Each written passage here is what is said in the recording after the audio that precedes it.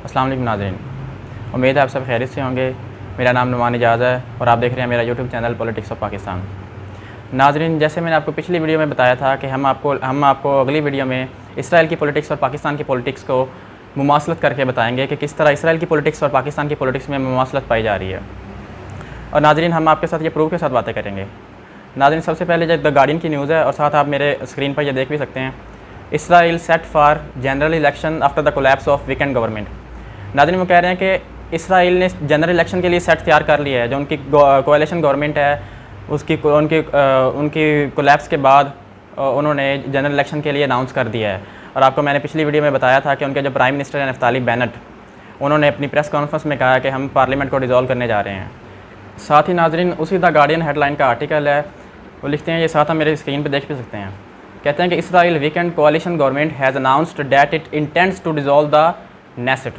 नाज़रीन, कह रहे हैं कि इसराइल की जो वीकेंड कोalition गवर्नमेंट है, जो उनकी इत्तेहादी कमज़ोर गवर्नमेंट है, उन्होंने अनाउंस कर दिया है कि वो नेसेट को डिज़ोल्व करने का इरादा रखते हैं। जैसा कि मैंने आपको बताया था कि जैसे हमारे पार्लियामेंट में दो हाउसेस होते हैं, अपर हाउस होता है और लोअर हाउस होता है, मीन सेनेट और नेशनल असम्बली, उनका एक ही हाउस होता है, उसे कहते हैं नेसेट।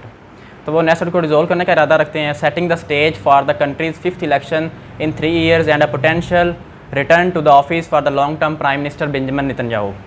नाज़रीन, वो कह रहे हैं कि वो 3 साल में कंट्रीज़ का 5वां इलेक्शन अनाउंस करने जा रहे हैं। नाज़रीन, यहाँ एक बात बड़ी इंपॉर्टेंट है, potential return to the office for the long time prime minister Benjamin Netanyahu. उनके जो फार्मर प्राइम मिनिस्टर है बेंजामिन नेतन्याहू, उसको प्राइम मिनिस्टर ऑफिस में लाने का दोबारा पोटेंशियल बनाया जा रहा है। नाज़रीन, ये प्राइम मिनिस्टर बेंजामिन नेतन्याहू है कौन? ये वही बेंजामिन नेतन्याहू है जिसके दौरे हुकूमत में अरब ममालिक के इसराइल के साथ अच्छे ताल्लुकात कायम हुए और उन्होंने इसराइल को तस्लीम किया। लेकिन अगर ये इसराइल के लिए इतना ही अच्छा काम कर रहा था तो इसे नेसेट से ऑस्टर क्यों किया गया? नाज़रीन, जैसा कि आप जानते हैं कि कोविड-19 के दिनों में पूरी दुनिया में इन्फ्लेशन बढ़ी थी, तो इसराइल में भी बढ़ी। इसराइल में 15% अनएम्प्लॉयमेंट हो चुकी थी, जिसकी वजह से ये प्राइम मिनिस्टर बेंजामिन नेतन्याहू अपनी वक़्त लोगों के दरमियान खो चुका था, जिसका अपोजिशन पार्टीज़ ने फ़ायदा उठाया और इसको प्राइम मिनिस्टर बेंजामिन नेतन्याहू को ऑस्टर कर दिया। जैसे इसराइल में इन्फ्लेशन बढ़ी, सेम उसी तरह जिस तरह से प्राइम मिनिस्टर बेंजामिन नेतन्याहू का ऑस्टर किया गया प्राइम मिनिस्टर ऑफिस से, सेम उसी तरह नाज़रीन पाकिस्तान को थोड़ा सा देखते हैं। पाकिस्तान में क्या हुआ? पाकिस्तान में भी उसी तरह प्राइम मिनिस्टर इमरान खान को ऑस्टर किया गया। जैसे पूरी दुनिया में कोरोना बढ़ी, साथ ही इन्फ्लेशन बढ़ी, तो इसी तरह पाकिस्तान में भी कोरोना बढ़ी, इन्फ्लेशन बढ़ी। तो इस बात का अपोजिशन पार्टीज़ ने फ़ायदा उठाया और प्राइम मिनिस्टर इमरान खान का संडे की नाइट ऑस्टर कर दिया।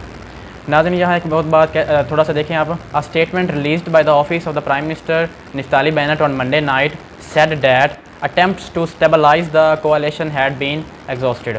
उनके जो प्राइम मिनिस्टर हैं इसराइल के नफ्ताली बेनेट, उन्होंने प्राइम मिनिस्टर ऑफिस से स्टेटमेंट रिलीज़ किया। वो कहते हैं कि जो एक कोalition गवर्नमेंट को स्टेबलाइज़ करने की जो कोशिश थी वो उसमें हम नाकाम हो चुके हैं।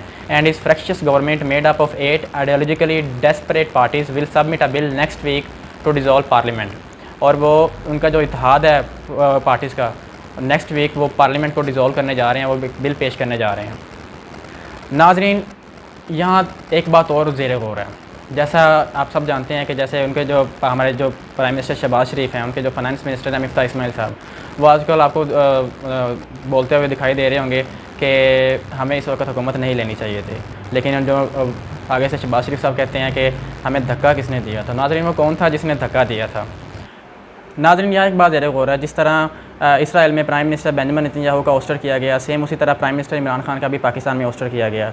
जिस तरह इन्फ्लेशन का उधर बहाना बनाकर प्राइम मिनिस्टर बेंजामिन नेतन्याहू का ऑस्टर किया और अपोजिशन पार्टीज़ ने अपनी हुकूमत बनाई, इसी तरह पाकिस्तान में भी PDM का इत्तेहाद बना, इन्फ्लेशन को बहाना बनाया और उन्होंने प्राइम मिनिस्टर इमरान खान का वोट ऑफ नो कॉन्फिडेंस के थ्रू ऑस्टर कर दिया। नाज़रीन, यहाँ एक बात और है। जिस तरह इसराइल में प्राइम मिनिस्टर बेंजामिन नेतन्याहू को लाने का एक पोटेंशियल बनाया जा रहा है, तो क्या पाकिस्तान में भी प्राइम मिनिस्टर इमरान खान को लाने का एक पोटेंशियल बनाया जा रहा है? जिस तरह प्राइम मिनिस्टर इमरान खान का ऑस्टर किया इन्फ्लेशन की वजह से, उसी तरह PDM का एक इत्तेहाद बना। अब उनको इस तरह जिस तरह अब डॉलर 210 का पहुंच चुका है और पेट्रोल 233 का पहुंच चुका है और PDM भी इसी तरह अपनी वक़्त खो रही है, तो क्या ये सारा ड्रामा भी प्राइम मिनिस्टर इमरान खान को लाने के लिए किया गया था?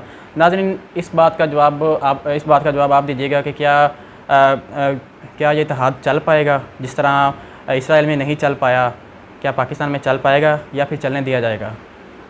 तो ये नाज़रीन क्वेश्चन आपसे है। आप इस बात का कमेंट सेक्शन में ज़रूर इज़हार कीजिएगा। इस बात और साथ ही इसी तरह की इन्फॉर्मेटिव वीडियो देखने के लिए बने रहिए हमारे साथ और देखते रहिए हमारा YouTube channel politics of Pakistan. अल्लाह हाफ़िज़।